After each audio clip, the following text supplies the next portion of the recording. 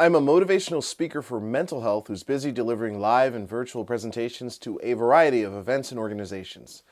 One question that I often get asked is, why did you become a motivational speaker for mental health? If you watch this video to the end, you'll get a very unique insight into what it means to find your purpose in life and how to bring that purpose into your work.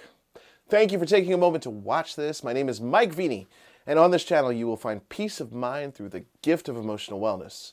If you are new to this channel, welcome. I regularly share brand new videos and I invite you to subscribe so you don't miss this opportunity. I'm a certified corporate wellness specialist, author, speaker, as you know, course instructor, and the CEO for Mike Veny Inc.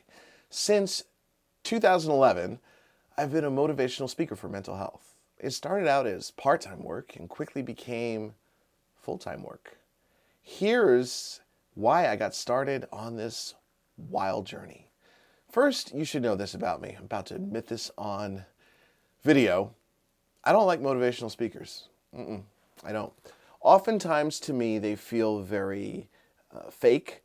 I'm a child of the 80s, and I would watch late-night infomercials with motivational speakers saying, you can do it, blah, blah, blah, blah, blah, and all that stuff. And I just don't resonate with that. I think it's fake. And oftentimes, people use that term motivational speaker, but you can't really motivate someone. You know, motivation, in my opinion, this is a whole separate video, is a byproduct of action. All a motivational speaker can do is inspire. So, you know, that's where I start with my career. I don't like motivational speakers. My career actually started as a drummer, a professional drummer. But the second thing you should know about me is I'm very spiritual. I don't talk about this a lot. And one of the spiritual laws that I believe in is the law of Dharma. And this is an Eastern spiritual law. And there are two questions that I've been asking myself every day since I was 17. How can I help? How can I serve? And the whole purpose of asking these questions was to figure out my purpose. And I would wait for a billboard or email to come in to give me an answer. Nothing ever came. But by simply asking these questions, I think I got myself in this space of helping and serving others.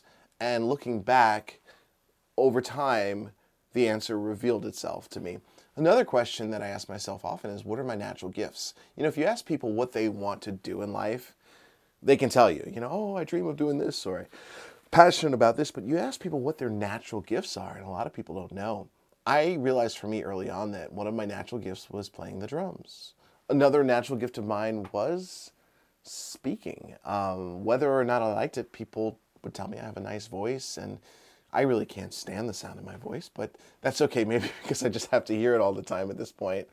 But by asking those questions, I started to figure out my purpose. Now, something you should know about me, I have struggled with mental illness for my entire life, and it's been difficult. It's been very, very difficult.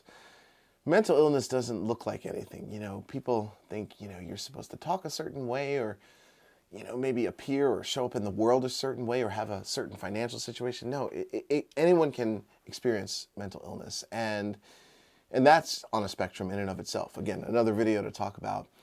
And for me, it's a major depressive disorder that is debilitating and causes my body physical pain, anxiety, and obsessive compulsive disorder that it's paralyzing. And fortunately, right now, at the time of this recording, I'm doing okay.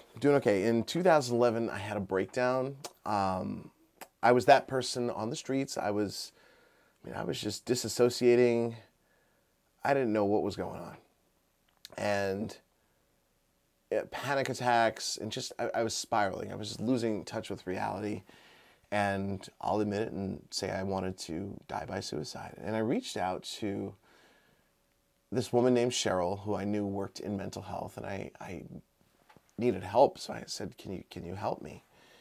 And she was happy to hear from me. She said, Mike, nice to hear your voice. And I was like, no, this is not that kind of conversation. I'm really in a bad place. I can't even imitate how bad it was. And I didn't like her response. She asked me, can I hire you to be a mental health speaker at my event? And I'm like, no, absolutely not. You're not listening to me. I need help. And so the next day, she emailed me and CC'd some other people that I know and asked me again to be a mental health speaker at her event. And I figured, you know what? Why not? Maybe it'll prevent me from harming myself in some way if I have something to look forward to. So I did it very reluctantly. And I did the event, and I was holding a piece of paper, sitting there like on a podium, holding a piece of paper and just going through my story or whatever. I started crying for the first time as an adult. That was weird. And at the end of the presentation, I got a standing ovation. And people came up to me asking me if they could hire me. I'm like, what the heck is going on? Like, I'm a drummer. No, and I'm not a speaker. I don't like speakers.